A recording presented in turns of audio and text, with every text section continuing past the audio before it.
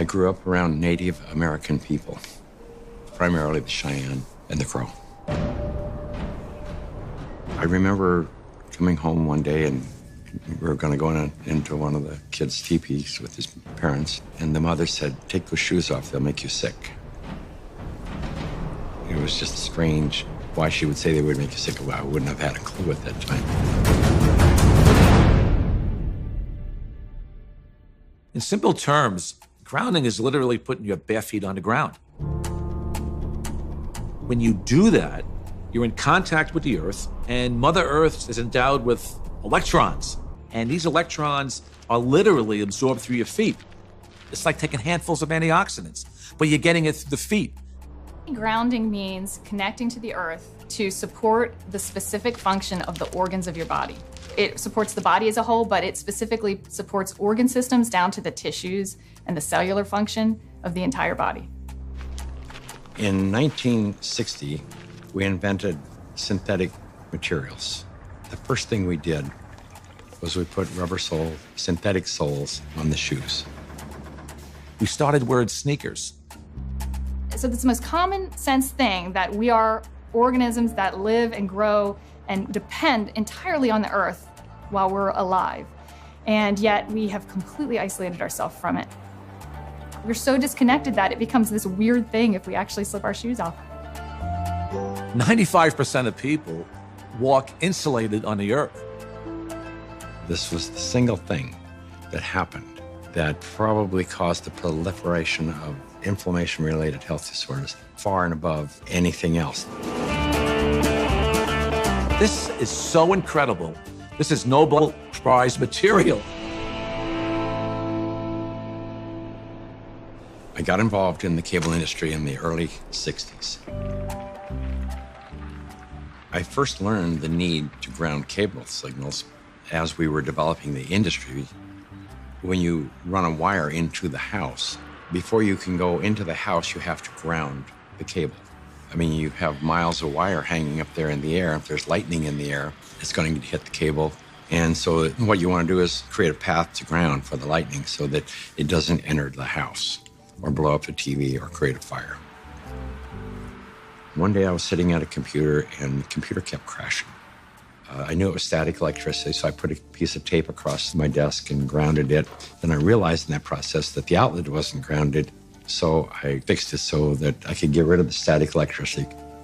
And I didn't think too much about it. I walked outdoors and I sat on a bench. This tour bus pulled up, and it looked like they had just been to one of these outlet malls, and white Nike shoes were on sale.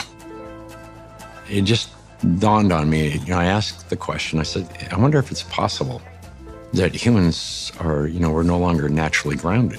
I wonder if these shoes could be interfering with us. So that night, I went to the hardware store and I bought a roll of metal duct tape. And I just taped it across the bed. I threw a wire out the window and it had a ground rod outside. I connected to the ground rod on one side, connected to the metal duct tape that I had laid on the bed.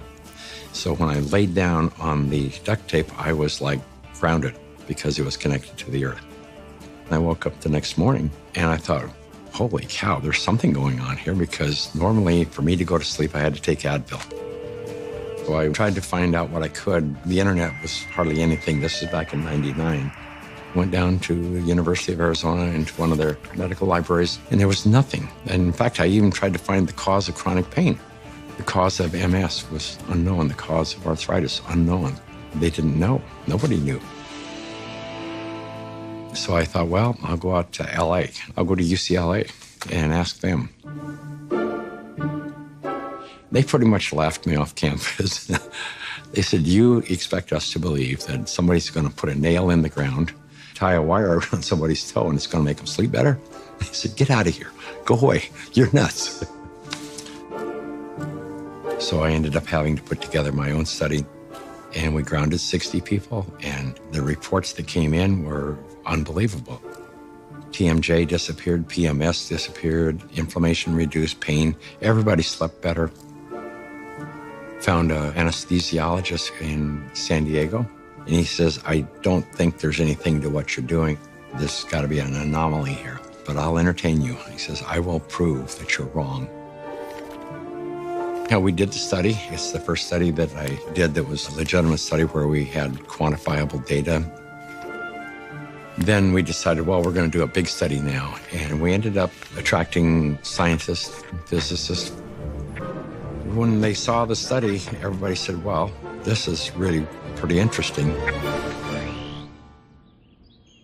I didn't know anything about grounding. I had never heard of it at all, but I became a new mom, and I had my first child, and she had colic, and she cried and cried and cried. First thing I did, being a physician myself, was take her to the pediatrician, and remember distinctly leaving that pediatrician's office with a knot in my stomach, because the first thing they told me is, it's a baby, let him cry. Literally the only time I noticed that she wasn't in pain, and the only time I could soothe her, was when I was outside and I was barefoot and I had her in my arms. And every time we were outside, she relaxed. I noticed if I did use a stroller or if she was in a car, she was still in pain and uncomfortable. This is not placebo effect. Like, she had no idea if I was wearing shoes or not. She doesn't know that. I'm holding her either way. And I just slowly started realizing this child can only take a nap and feel comfort is if she was on my skin, held skin to skin, and I was barefoot. She'd be dead asleep, and if I stepped in the house and took both my feet off the ground, she would wake back up and the pain response would come back. And I didn't know what it was called, and I didn't at that time feel comfortable thinking about using it in my conventional medical practice, but I just knew that this is what I'm gonna do to help my child. I was working with a mentor of mine, and she recommended that I ground my energy. I didn't know what she meant by ground yourself. So the first thing I did was go home and look it up on the internet. And through doing a search about grounding, I found Clint Ober's work and the book about earthing. And I realized that it's a real thing and a real healing modality with tons of medical literature behind it. I first learned about grounding maybe 12, 13 years ago through one of the trainers for the Tour de France team from the US, and he was using it with many of their athletes and with surprising results. And I think that surprising best summarizes my response to it because it didn't seem to make sense. I think I became a believer once I started to explore the science. If you take a microscope and you look at a piece of wood and you go down, down, down, all of a sudden there's nothing there. There's molecules, but they're not even connected. What's holding them together? What's the force that's holding everything together? Our body is electrical. This is all electronic equipment. The heart, the lungs, the brain. I mean, this is electrical equipment. It's all electrical. Everything is electrical. Unbeknownst to us, we live inside a battery. The surface of the Earth is charged negatively, and the ionosphere, which is a layer of the atmosphere about 60 miles up, which is ionized by the sun, meaning that the rays of the sun are so strong that they split the molecules into a positive charge and a negative charge. The negative charge are transferred to the surface of the Earth through lightning mainly, and the positive charge stay 60 miles up. The problem arises when we don't have negative charge. So we need grounding just as we need air and we need sunshine. Stephen Sinatra, who was a cardiologist from back east, was attending a convention. We sat down with Stephen and told him the story of what I was doing. Now he said, well, if you're affecting pain, he says, you need to be researching inflammation. You don't have arthritis, you don't have cancer, you don't have all these health disorders. What you have is chronic inflammation. We have so much inflammation in the body, and it comes out in illnesses. We go to a doctor with all these complaints, but a lot of it is silent inflammation, including my specialty, heart disease. Heart disease is an inflammatory process. So how do we reduce inflammation? Inflammation is produced by neutrophils, which is a white blood cell. You have an injury, you have a damaged cell. And so these white blood cells come over and they encapsulate the damaged cell and they release reactive oxygen species, which rip electrons from the damaged cell and that destroys the damaged cell. If there's not enough free electrons there to reduce the remaining radicals, they're going to steal an electron from a healthy cell and in the process damage it. Then the message goes out to the immune system and another neutrophil does the same thing, eliminates that cell, and then you end up with a chain reaction. ATP is short for adenosine triphosphate. It's the energy currency of the cell. So we're bioelectrical beings. That's the currency of our body. That's how it works. That's how we run our biological systems, is by generating this electrical energy that's transferred. And when we connect to the Earth through a conductive surface in some way, there's a transfer of electrons that slowly go into our body. In situations where we are insulating ourselves from this surplus of electrons into our body, we're going to get the absolute opposite. So instead of having low levels of inflammation and a thin blood, we'll have thick blood that's more likely to clot, and our levels of inflammation tend to increase. You could take anybody who has chronic pain. It doesn't matter who they are. It doesn't matter what's wrong.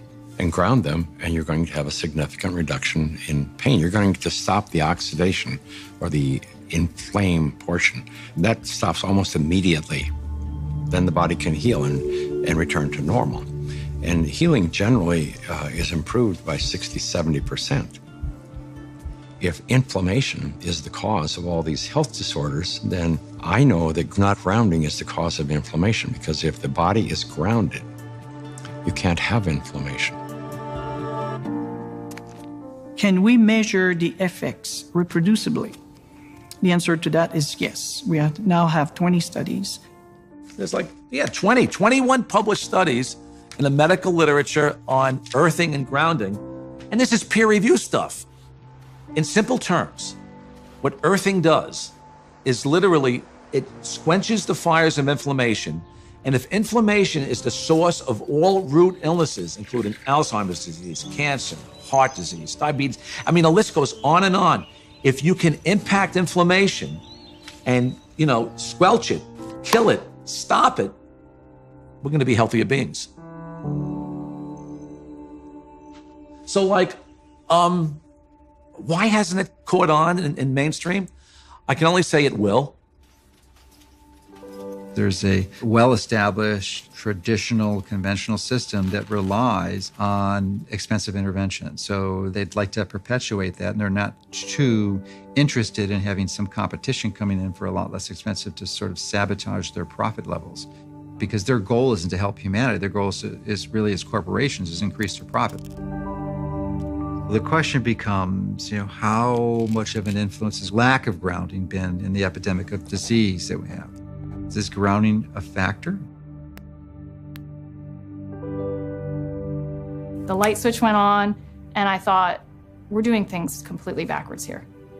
A typical day for a child is completely ungrounded. Most children wake up sleeping on a bed that was not grounded in a house or a building or on a floor that was insulated from the earth. And then they go immediately into a classroom that's insulated. And even on recess, in the recess period, they go outside and are literally fenced in and are paved with asphalt. And then they have after-school activities, which are either indoors or if they're outdoors, they are literally required to wear protective gear. Even if they're exercising for 2 hours after school, 100% disconnected from the earth. And then they go home and they go inside and they eat dinner and they do homework all hours of the night, and then they pass out in an ungrounded bed. So that's a 24-hour period of time completely ungrounded, and that goes on day after day after day. There's a resistance to integrating novel thoughts. And many times new ideas aren't implemented until the people who hold the counter opinion die. The good thing about grounding is that you don't need a doctor to tell you to do it. You do not need a physician to recommend it to you. You can try this anytime. It is your birthright because you live on the earth. I ground every day. Hey, I want to be connected to the earth as much as I can. I would say about 95% of the day I am grounded because I believe it's just a no-brainer. Go outdoors, take your shoes off, stand barefoot on the earth, or sit on the earth, put your feet and your hands on the earth, and you will instantly notice the pain and inflammation begin to drain from your body. I got my life back is probably the most common refrain that I hear. Thank you, I got my life back. I got my life back.